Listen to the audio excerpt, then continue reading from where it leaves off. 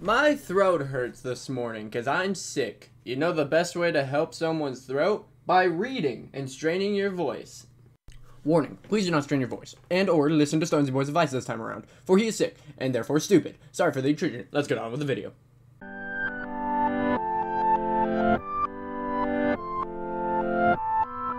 Hello everyone, my name's Stonesy Boy, and welcome back to Reading with Stonesy. Like I said in the beginning, my throat hurts, and like the warning said, yeah, don't listen to me, I'm sick, and therefore I'm stupid.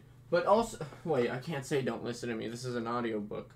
Also listen to me. It's confusing, okay? Anyways, today we are reading pages 61 to 83 and or chapter 12 to chapter 15. So, without further ado, let's begin. Chapter 12. Ben eyed the zombie boy warily as Bobby led him out of the library. He had him on a lead, as promised, and the moment he seemed docile, gnawing on a bone. He didn't even acknowledge Ben's presence. "You see," she said, "he's very well behaved." "Why," said Ben. "And you're wearing a boot on your hand because..." "It's because of precaution," she said. "Honestly, he barely even tries to bite me anymore." "Fantastic," said Ben. "Just what I was looking for in an adventuring partner. Only occasionally attempts to eat my face." "I think he'd start with your toes," Bobby said, and then Ben looked in horror. She added, "I'm kidding, he'll be fine." And as if she could possibly know that, and anyway, if and when they ran into trouble, she clearly wasn't going to be much help, not with one hand gripping the lead and the other stuck inside of an iron boot, and hand gripping on the lead, and the other stuck inside an iron boot. "Listen, I took some things in a cartographer's house," said Ben, and holding up a hand for full star objection, and added, "out of necessity, and I'm only borrowing them for our errand. I mean, our quest."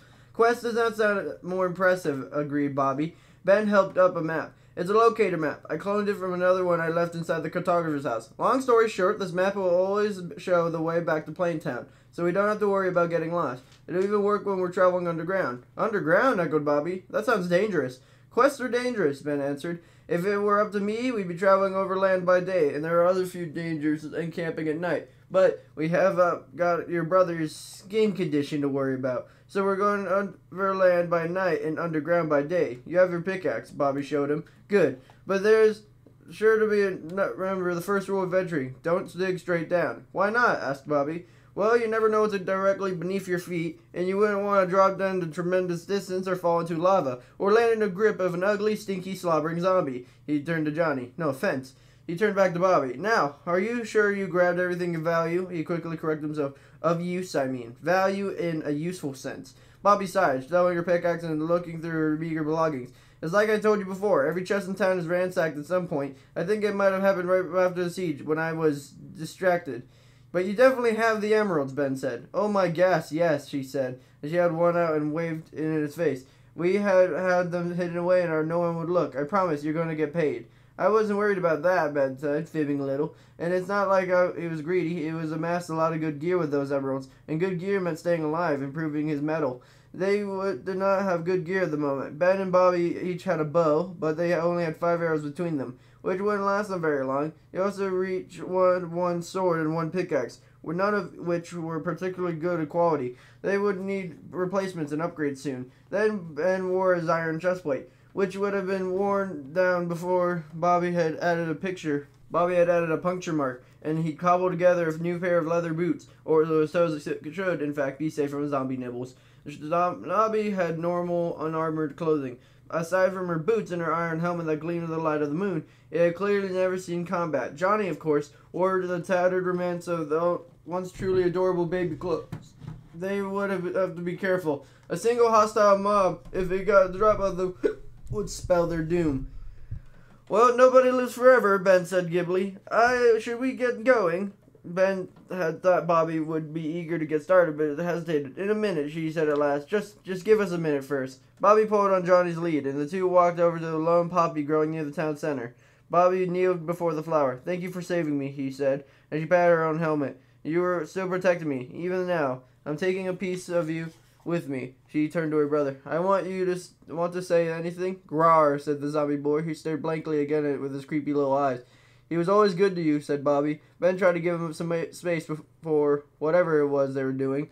He turned away from them, twirling his sword in his hand and looking up at the moon. It was a rare moment of peace.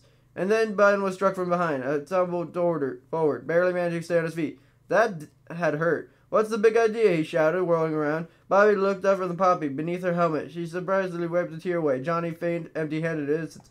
"What's the matter?" Bobby asked. "Your pet zombie just attacked me." Johnny tilted his head, as if confused. "Grr?" he said. "He did not," Bobby argued. "I was holding on to his lead the whole time." "Well, hold it tighter," Ben said, rubbing his aching back. "We're not going to get very far if he takes a bite out of me every time I turn. Look out!" Ben's warning came too late. A strange creature had dropped from the sky. It had large, tattered wings, eerie green eyes, and exposed bones sticking out as long as his body.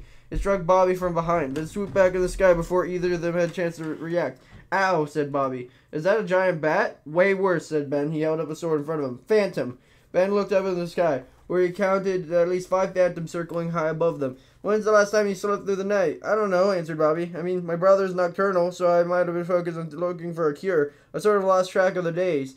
"Well, these things can set you exhaustion. They strike when you're weak." The phantom swept down to attack him, but he sidestepped, slashing it with the sword as it passed. "Lucky me. Now they're here. They don't seem too picky about who they attack." "Ow," said Bobby again, dropping Johnny's lead. "Oh, perfect," thought Ben. Now they had to deal with phantoms and a zombie he wasn't allowed to destroy. But then Johnny leaped into action. It was the phantom he pounced upon. The one he had struck with his sister. He tore into it, and the phantom pounded its wings, taking the sky in panic. He had the zombie actually protected her? Ben had never seen anything like that happen before. Then again, maybe Johnny had just lashed out the nearest moving target. "Could you please hold on to that lead?" Ben complained. "We've got to get out of here, fast." But he barely dodged another phantom. "There are too many of them. We gotta dig straight down." "But you said never do that," Bobby said. Well, why start listening to me now? Dig, dig. Ben struck the dirt beneath his feet, and the ground was gone. He was falling, hurtling straight down to an open space. He opened his mouth to scream, and then landed on his feet. "Oh," he said. "That wasn't too bad, actually." Bobby landed on his heap beside him. Johnny was pulled along his lead, so he was landing on top of her. Ben helped pull her out from under the zombie while it was still dazed. "Are we safe from the phantoms?" Bobby asked as she dusted herself off. "I don't think he'll follow us underground," Ben answered. "But just to be sure," he leaped up, using the dirt to plug the holes they'd fallen through. Now there were no way the phantoms would reach them. Then double-checked that Bobby had a good grip on Johnny's leash, and then he took a breath and surveyed their surroundings. They landed in some sort of tunnel. It had cobblestone floors and walls and dirt ceiling, and it measured 5 blocks across, 6 high. Room whatever maneuver, but as far as spacious. Torches were placed along the eastern wall at regular intervals, and a rail ran along the ground. "Someone built this, and recently, I think," said Ben. He turned to Bobby. "I've seen some mine shafts before, but they're always old and falling apart and full of," he shuddered, "spiders. This is either brand new or well maintained. There are many miners in your village." She shook her head. "No, nobody spent their time underground. I would have noticed." She tapped her chin. "It's weird, though. I did notice a light coming from underground the night of the zombie siege. After everything had happened, I forgot about this tunnel. The source of light I saw. It must run directly under the library and beyond." Ben peered up and down the tunnel. It continued straight in a direction for as far as the eye could see. "Well, we may as well be taking advantage of it. You want to head that way," said Ben, pointing north.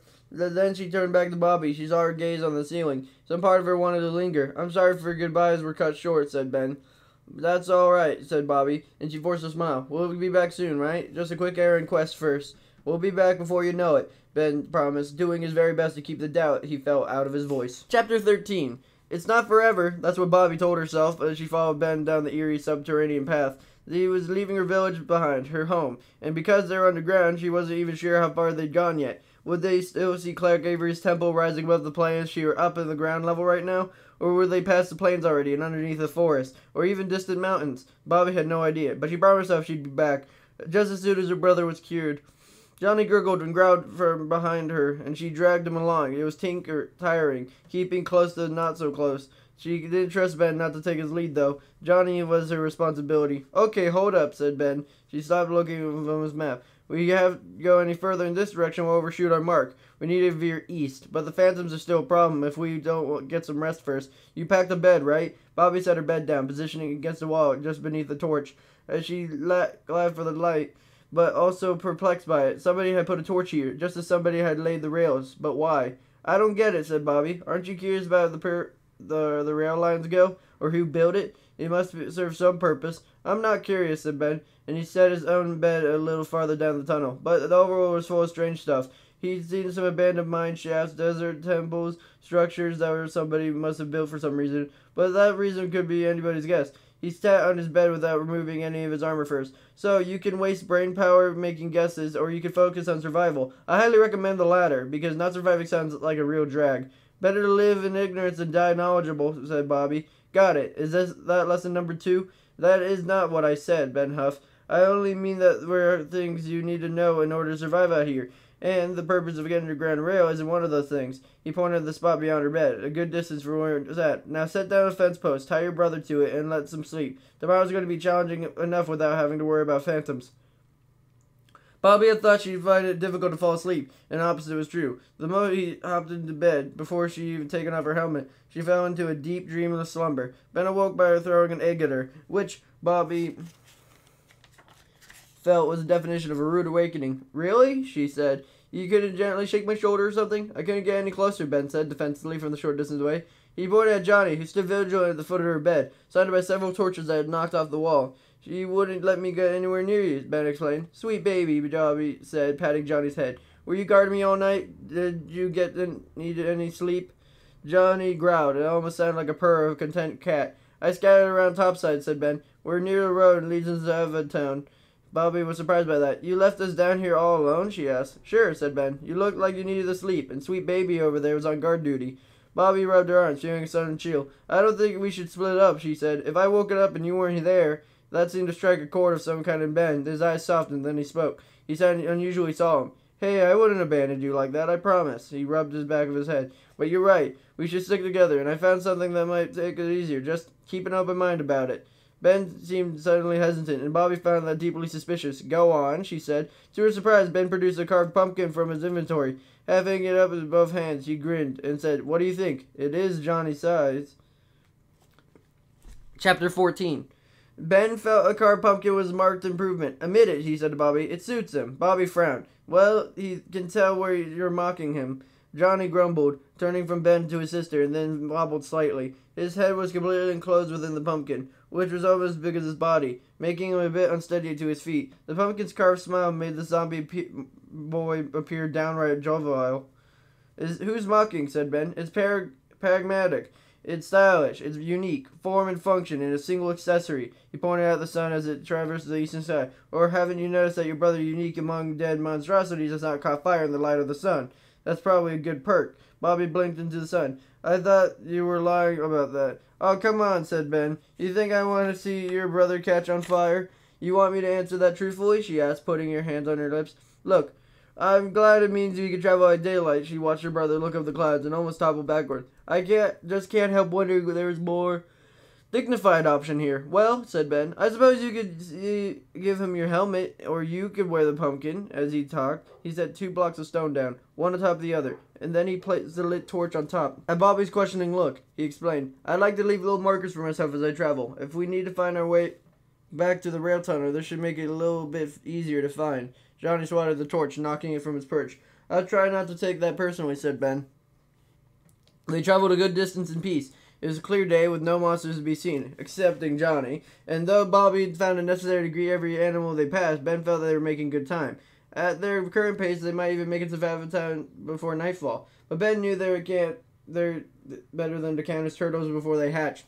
So, he kept his eyes open, scanning the horizon for danger, and he wasn't entirely surprised when he saw a figure on the horizon ahead. Hey, heads up, Ben warned. Someone's coming this way. He drew his sword. Is that really necessary? Asked Bobby. Third rule of adventuring, said Ben. You can't win a sword fight with your holding a sunflower. Sure, said Bobby, but a sunflower might help avoid the fight altogether. Better safe than sorry, Ben sighed. Anyway, what happened to me being the boss? Well, I thought you about it some more, said Bobby. I bet you did, Ben groused. And, Bobby continued emphatically, I realize that I'm paying you. That means, technically, that you work for me. Ergo, if either of us is the boss, it's you, Ben said, finishing her thought.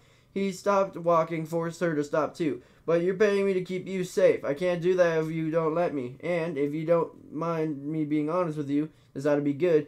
You are alarmingly naive. Ben held up a hand to forestall her argument. I don't mean it as an insult. It's sort of charming. But that person on the road ahead of us could be axe-wielding Illager, or an adventurer looking to steal our stuff, or a trigger-happy Trader Riley, said Bobby. Sure, said Ben. A trigger-happy trader Riley. What would be another example, I guess? No, you goof, said Bobby. I recognize him. He started running up the path, calling back to the shoulder. There's a merchant. They would come through the plain town sometimes. Ronnie pulled behind her in a wake, growled in the attempt to bite Ben as he passed. Yeah, good luck biting anything through that helmet, chomp, Ben muttered. Low as Bobby could hear it. Ben sheathed his sword and followed behind them, and he didn't hurry. At this distance, he would see that Bobby was right, and the stranger appeared harmless. They wore a fine garment of blue, accessorized with glittering gold trim, with a matching hat and simple sandals. Like Bobby, the trader had held a lead, but instead of the zombified sibling, the trader was pulling along 2 llamas. The llamas wore colorful carpets and agreed expressions, but then llamas would always look a little irate to Ben. Having been to receiving end of a llama spit more than once, he's not particularly fond of the animals. As he caught up, Bobby was giving tearful, abbreviated account of Plain Town's fate. They're all gone, he said, and the trader honked and humped in response. Wearing a pumpkin, that's Johnny. You remember him, he's just a little under the weather. Ben could see Bobby straining to keep Johnny still. The trader made more noises and Bobby chuckled. His name's Ben. He says he's a hero, but he's some sort of, like, mercenary. Hang on, said Ben. Do you understand each other? He pointed at the trader. They're just making gibberish noises, Bobby tutted. First of all, rude. Second of all, just because you don't know the language doesn't make it gibberish. He lifted her chin. It actually sounds quite poetic to me. And it isn't so hard to get the gist, if you pay attention. Trader Wiley honked in what seemed to be an agreement, or perhaps in a very short poem. I'll take your word for it, said Ben. Bobby turned back to Riley. He said he's very nice to make your acquaintance. Yes, he's very polite for a mercenary. While Bobby and Riley continued the conversation, Ben watched Riley's llamas. They appeared especially grievous, stamping and bleeding. They eyed Johnny warily. Johnny, for this part, had grown unusually still. It was hard to know where the gaze was pointing to until he wore the pumpkin.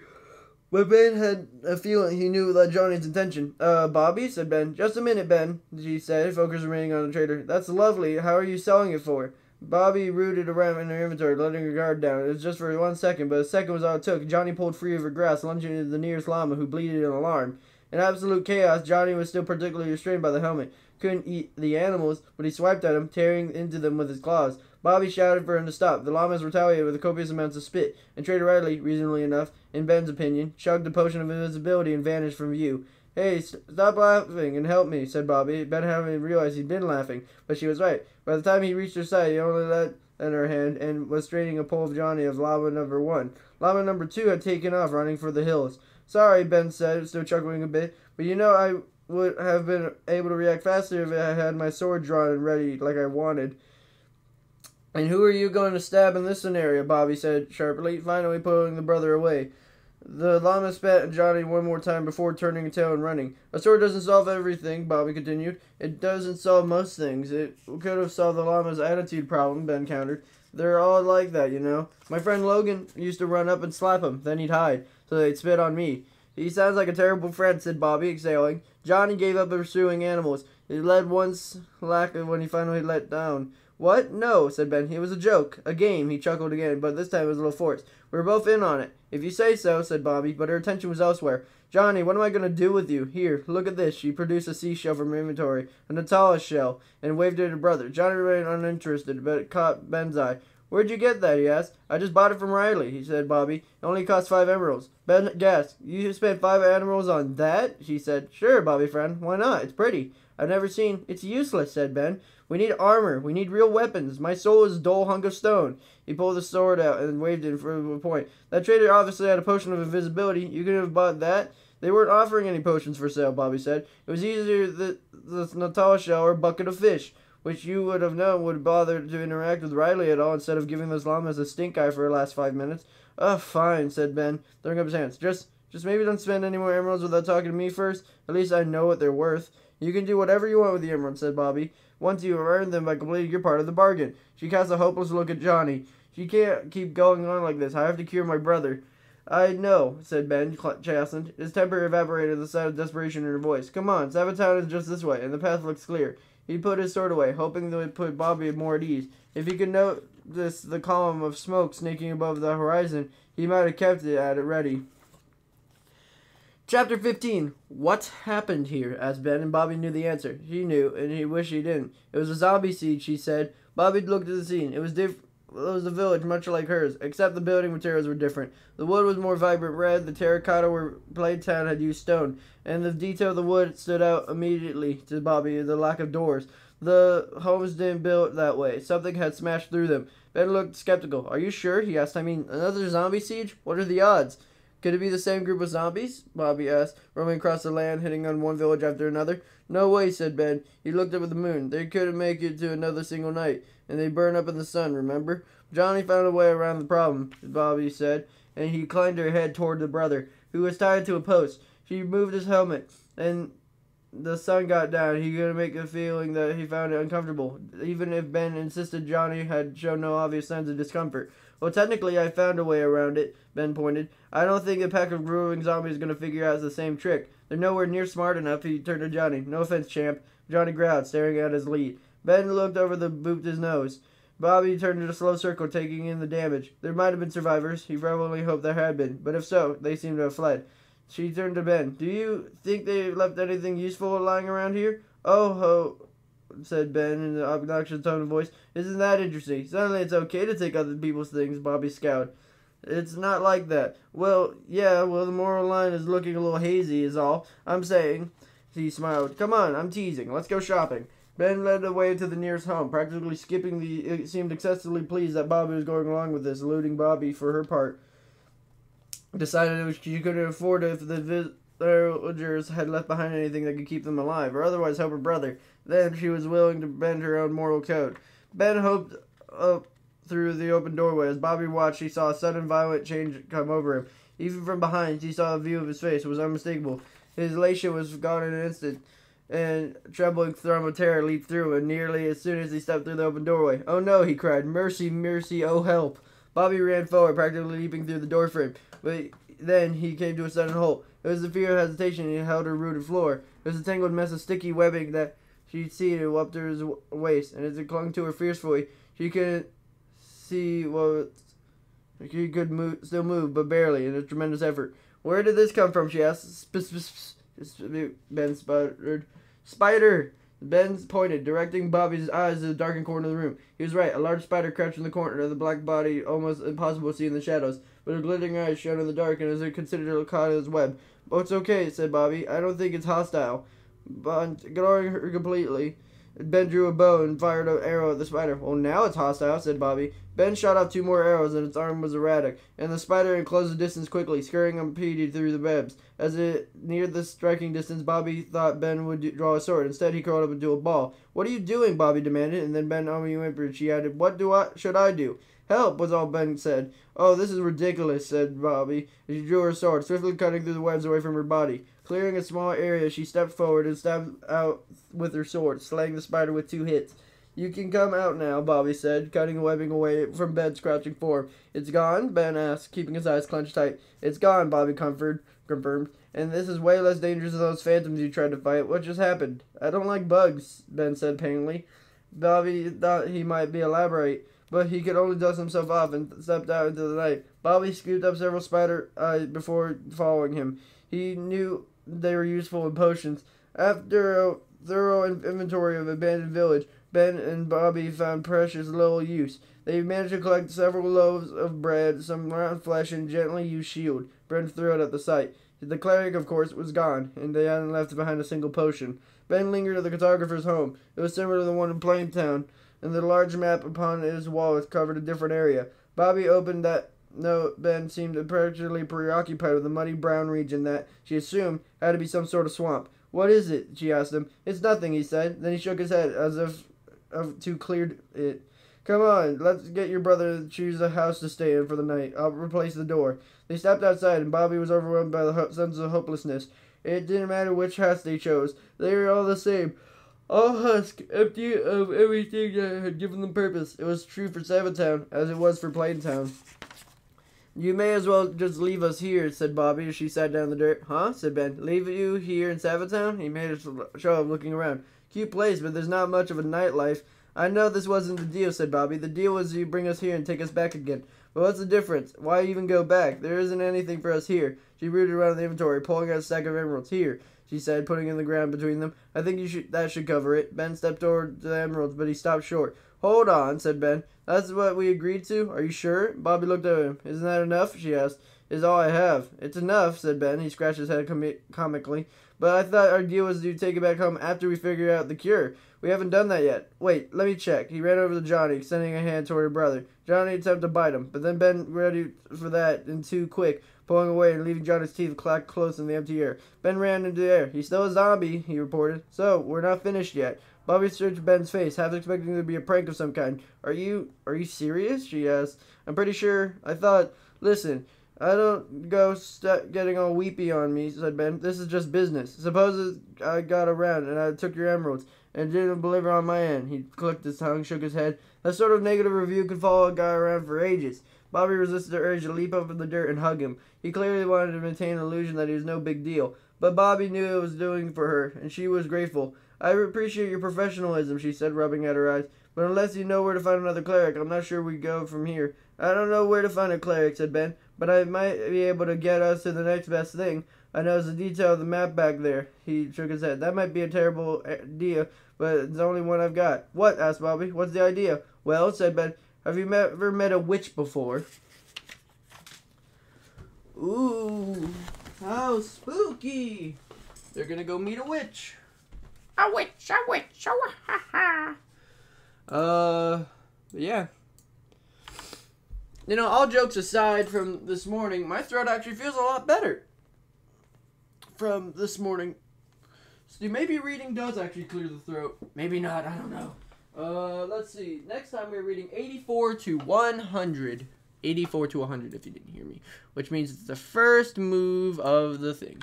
84 to 100.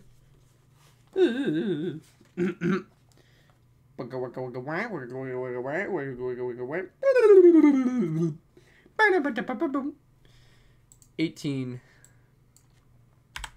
Cute. So we're reading only 2 chapters, but then again, we're only reading 16 pages, so what am I to care? So, I hope you guys have a super fantastic, wonderful day. People like, be efficient, make sure to like, comment, and subscribe, and I'll see you guys next time. Oh, actually, before we go, I have a little fun fact that I learned while I was messing with some mods in creative mode. So the thing about baby zombies attacking llamas, that's true. That's actually 100% true. I saw a baby zombie, 2 baby zombies, chase a guy around, but I saw they weren't going for him necessarily. They were actually going for the llama, which I thought was really cool. Anyways, hope you guys have a super fantastic, wonderful day, and I'll see you guys next time. Bye-bye!